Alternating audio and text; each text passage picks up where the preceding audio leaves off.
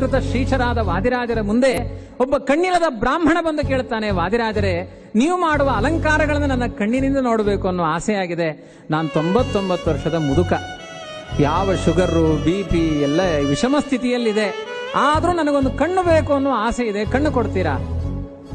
ಯಾರಾದ್ರೂ ಬೂದಿ ಕೊಡುವ ಬಾಬಾಗಳಿರ್ಬೋದು, ಕಣ್ಣು ಕೊಡುವ ಬಾಬಾ ಯಾರೂ ಇಲ್ಲ ರೀ. ಇದ್ದಿದ್ರೆ ಇಷ್ಟೊಂದು ಆಸ್ಪತ್ರೆಗಳು ಬೇಕಾಗಿತ್ತ, ಬೀದಿ ಬೀದಿಗೆ ಹೋಮಿಯೋ ಕ್ಲಿನಿಕ್ಗಳು, ಆಸ್ಪತ್ರೆಗಳು ಬೇಕಾಗಿರಲಿಲ್ಲ. ವಾದಿರಾಜರು ಹೇಳಿದ್ರು, ನಾಳೆ ಮಧ್ಯಾಹ್ನ 12 ಗಂಟೆಗೆ ಬಾ, ನಮ್ಮ ಕೃಷ್ಣ ನಿನಗೆ ಕಣ್ಣು ಕೊಡ್ತಾನೆ. ಎಂಥ ಚಾಲೆಂಜು! ಆ ಬ್ರಾಹ್ಮಣ ಸಾಮಾನ್ಯ ಅಲ್ಲ, ಸ್ವಲ್ಪ ನನ್ನ ಬಾಯಿ ತರ ಅವ, ಎಲ್ಲಾ ಕಡೆ ಹೇಳಿಕೊಂಡು ಹೋದ. ಹೆಂಕ ವಾದಿರಾಜರ ಕಣ್ಣು ಕೊಡ್ಬೇರೆ, ಎಲ್ಲೇ ಕಣ್ಣು ಕೊಡ್ಬೇರೆ, ಖುಷಿ ಅವನಿಗೆ, ಎಲ್ಲಾ ಕಡೆ ಹೇಳ್ಕೊಂಡೋದ ಕಣ್ಣು ಕೊಡ್ಬೇರೆ ಹೆಂಕ ಅಂತ. ಪ್ರಚಾರ ಆಯ್ತು. ಸಿಕ್ಕಾಪಟ್ಟೆ ಜನ, ಮಧ್ಯಾಹ್ನ ಕಾಲಕ್ಕೆ 1000 ಜನ ಕೃಷ್ಣ ಮಠದಲ್ಲಿ ಸೇರಿದ್ದಾರೆ. ಯಾಕೆ ಅಂದ್ರೆ ಕಣ್ಣು ತೆಗೆಯೋರು ತುಂಬಾ ಮಂದಿ ಇದ್ದಾರೆ, ಕಣ್ಣು ಕೊಡೋರು ಯಾರು ಅಂತ ನೋಡ್ಲಿಕ್ಕೆ ಬಂದ್ರು. ವಾದಿರಾಜರು ಕೃಷ್ಣನ ಆರಾಧನೆಯನ್ನು ಮಾಡ್ತಾ ಕೃಷ್ಣನ ಪಾದಕ್ಕೆ ಗಂಧವಿಟ್ಟು ಕೇಳ್ತಾರೆ. ಒಬ್ಬ ಹೊರಗಡೆ ಭಕ್ತ ಕಾಯ್ತಾ ಇದ್ದಾನೆ, ಕಣ್ಣು ಕೊಡು ಅಂತ ಕೇಳ್ತಾ ಇದ್ದಾನೆ.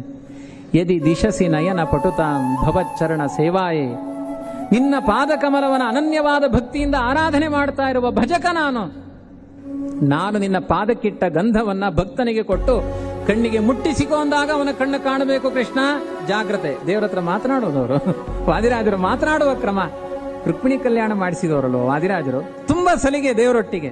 ಕೆಲವರಿಗೆ ಗುರುಗಳೊಟ್ಟಿಗೆ ತುಂಬಾ ಸಲಿಗೆ ಎಂದು ಮಾತನಾಡೋದಿಲ್ಲ, ಹಾಗೆ ವಾದಿರಾಜರೊಟ್ಟಿಗೆ ಅಷ್ಟು ಸಲಿಗೆ, ಕೃಷ್ಣನೊಟ್ಟಿಗೆ ಸಲಿಗೆ ವಾದಿರಾಜರಿಗೆ. ನೀನು ಆ ಭಕ್ತನಿಗೆ ಕಣ್ಣು ಕೊಡ್ಲಿಲ್ಲ ಅಂದ್ರೆ ವಾದಿರಾಜರ ಮರ್ಯಾದೆ ಹೋಗೋದಲ್ಲ, ನಿನ್ನ ಮರ್ಯಾದೆ ಹೋಗುತ್ತೆ. ಯಾಕೆಂದ್ರೆ ಭಗವದ್ಗೀತೆಯಲ್ಲಿ ನಮೇ ಭಕ್ತ ಪ್ರಣಶ್ಯತಿ ಅಂತ ದೊಡ್ಡ ಸ್ಲೋಗನ್ ಅನ್ನ ಸೃಷ್ಟಿ ಮಾಡಿದವನು ನೀನು, ಯೋಗಕ್ಷೇಮಂ ಮಹಾಮ್ಯಹಂ ಅಂತ ಹೇಳಿದವನು ನೀನು, ನಹಿ ಕಲ್ಯಾಣ ಕೃಷ್ಣಚ್ಚಿತ್ ದುರ್ಗತಿಂ ತಾತಗಚ್ಚತಿ ಅಂತ ಹೇಳಿದವನು ನೀನು. ಹೌದು ಅಂತಾದ್ರೆ ಆ ಭಕ್ತನಿಗೆ ಈ ಭಕ್ತ ಆ ಗಂಧ ಕೊಟ್ಟಾಗ ಕಣ್ಣು ಕೊಡಬೇಕು ನೀನು, ಇಲ್ಲಂದ್ರೆ ಮರ್ಯಾದೆ ನಿಂದು ಹೋಗುತ್ತೆ, ನಂದು ಮರ್ಯಾದೆ ಹೋಗೋದಿಲ್ಲ ಅಂತ ನಿಂದಾಸ್ತುತಿಯನ್ನ ಮಾಡಿ ಭಕ್ತನಿಗೆ ಆ ಗಂಧವನ್ನು ಕೊಟ್ರೆ, ಆ ಕೃಷ್ಣ ಮಠದ ಆವರಣದಲ್ಲಿ ಭಕ್ತ ಗಂಧವನ್ನ ಲೇಪಿಸಿಕೊಂಡು ದಿವ್ಯ ಚಕ್ಷುಸ್ಸನ್ನ ಪಡೆದು ಕೃಷ್ಣನನ್ನು ನೋಡ್ತಾ ಕುಣಿದಾಡ್ತಾನೆ. ಇದು ವಾದಿರಾಜರ ಮಹಿಮೆ. 99 ವರ್ಷದ ಮುದುಕನಿಗೂ ಕಣ್ಣು ಕೊಟ್ಟರು ವಾದಿರಾಜರು. ಯಾರಿಗಿದೆ ಈ ಸಾಮರ್ಥ್ಯ? ಒಬ್ಬ ಮುದುಕ ನೇತ್ರಾವತಿ ನದಿಯಲ್ಲಿ ಕಾರ್ತೀಕ ಮಾಸ ಸ್ನಾನ ಮಾಡಬೇಕು. ವಾದಿರಾಜರೇ, ಎಂಕ ತೀರುರಿ, ಎಂಕ ಚಳಿ ತಡೆ ಹೊಂಡ್ರೆ ಆಪುರಿ, ಏನು ಸೈತ್ಯ ಬೋಬೆ ಮೀಂಡ, ಕಾರ್ತೀಕ ಮಾಸದಲ್ಲಿ ನನಗೆ ಚಳಿ ಆಗಲ್ಲ, ನನಗೆ ತಣ್ಣೀರಾಗಲ್ಲ.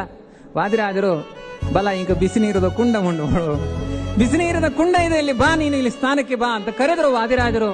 ಅವರ ಮಾತಿನ ಶಕ್ತಿಯಿಂದ ಇವತ್ತು ಒಂದು ಬೇಂದ್ರೆ ತೀರ್ಥ ಅಂತ ಇದೆ, ಬಿಸಿ ನೀರಿನ ಕುಂಡ ನಿರ್ಮಾಣ ಆಯಿತು ವಾದಿರಾಜರ ಮಾತಿನಲ್ಲಿ. ಇದು ವಾದಿರಾಜರ ವಾಕ್ಶಕ್ತಿ. ಇದನ್ನ ನಾನು ಹೇಳ್ತಾ ಇರೋದಲ್ಲ ಖಂಡಿತ, ಅಥವಾ ವಾದಿರಾಜರ ಭಜಕರು ಹೇಳ್ತಾ ಇರೋದಲ್ಲ. ನೀವೇನ್ ತಿಳ್ಕೊಳ್ಬೇಕು ಅಂದ್ರೆ, ವಾದಿರಾಜರೇ ತಮ್ಮ ಕೃತಿಗಳಲ್ಲಿ ಹೇಳಿಕೊಂಡಿದ್ದಾರೆ. ಎಂಥ ಅನುಗ್ರಹ, ಹಯಗ್ರೀವನ ಅನುಗ್ರಹ.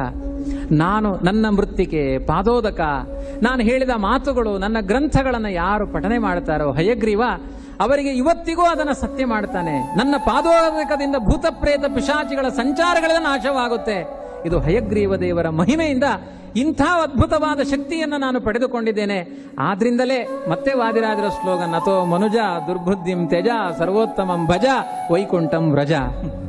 ಸರ್ವೋತ್ತಮನಾದ ದೇವರನ್ನು ನಂಬಿ, ಭೂತ ಪ್ರೇತಗಳನ್ನು ನಂಬೇಡಿ, ಜ್ಯೋತಿಷ್ಕರನ್ನು ನಂಬೇಡಿ, ಆಸ್ಪತ್ರೆ ಅಂತ ನಂಬೇಡಿ. ಕಷ್ಟ ಬಂದಾಗ ಗೋವಿಂದ ಅನ್ನಿ, ಮುಂಜಾನೆ ಎದ್ದು ಸಂಜೆಯ ತನಕ ಗೋವಿಂದ ಎನ್ನಿ, ದೇವರ ಸ್ತೋತ್ರ ಮಾಡಿ.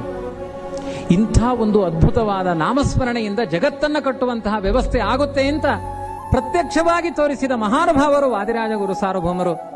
ಅವರ ಹೆಸರನ್ನು ಹೇಳಿದ್ರೆ ನಮ್ಮ ನಾಲಿಗೆ ಪವಿತ್ರ. ಒಂದು ದೊಡ್ಡ ದೇವಸ್ಥಾನ ನಿರ್ಮಾಣ ಮಾಡ್ತಾ ಇದ್ರು, ತ್ರಿವಿಕ್ರಮ ದೇವಾಲಯ. 100 ಜನ ಎತ್ತಬೇಕಾದ ಕಂಬ ಜಾರಿ ಬೀಳ್ಲಿಕ್ಕೆ ಆರಂಭ ಆಯಿತು. ಸ್ಪಾಟಿನಲ್ಲಿ 100 ಜನದ ತಲೆ ಮೇಲೆ ಕಂಬ ಬಿದ್ದು ಸಾಯುವ ವಿಷಮ ಸ್ಥಿತಿಯಲ್ಲಿದ್ದಾಗ ಒಬ್ಬ ಸಾಮಾನ್ಯ ಗಾರೆ ಕೆಲಸ ಮಾಡುವ ವ್ಯಕ್ತಿ ಕೂಗಿಕೊಂಡಂತೆ, ಈ ಕಂಬ ಕೆಳಗಡೆ ಬಿದ್ದರೆ ವಾದಿರಾಜರ ಆಣೆಯಿಂದ ಅಲ್ಲೇ ಸ್ಟಾಪ್ ಆಯ್ತು ಕಂಬ. ಎಂಥ ಶಕ್ತಿ ವಾದಿರಾಜರ ಮಾತಿನ ಶಕ್ತಿ! ಕಂಬ ಬೀಳಬಾರದು ವಾದಿರಾಜರ ಆಣೆ ಅಂದ್ರೆ ಕಂಬ ಹಾಗೆ ನಿಂತುಕೊಂಡಂತೆ.